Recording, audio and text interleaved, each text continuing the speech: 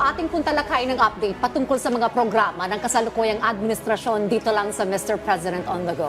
Una nga po dyan, mga kababayan, Pangulong Ferdinand R. Marcos Jr. dumalo at nagbigay mensahe sa mga sundalo sa 158th founding anniversary ng Philippine Army.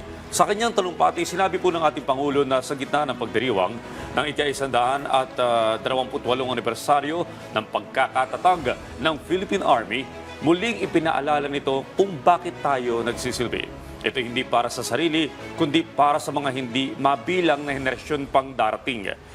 Binigyang pugay ng ating Pangulo ang patuloy na dedikasyon ng Philippine Army, lalo na sa pagtugon sa mga banta sa seguridad at sa mga bagong hamong kinakaharap ng bayan. Anya, sa panahon ngayon, hindi sapat ang tapang at husay ng isang sundalo. Kinakailangan ng panindigang hindi natitinag sa harap ng pagsubok.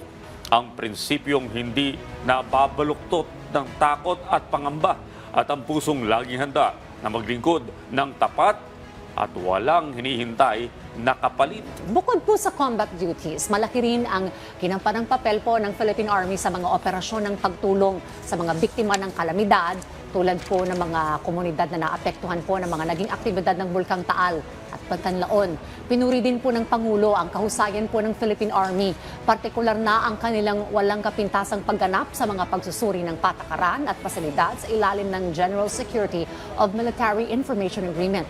Binanggit din po ng ating Pangulo ang tagumpay na ito ay patunay ng pagtutok ng Philippine Army sa mga international standards at ang kanilang walang humpay na pagsusumikap sa pagprotekta sa kinabukasan ng ating bayan.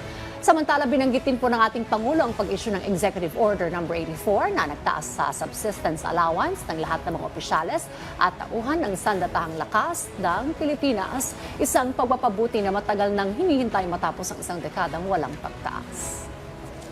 At yan po muna ang update patungkol sa mga programa ng kasalukuyang administrasyon hanggang sa susunod na Mr. President on the Go.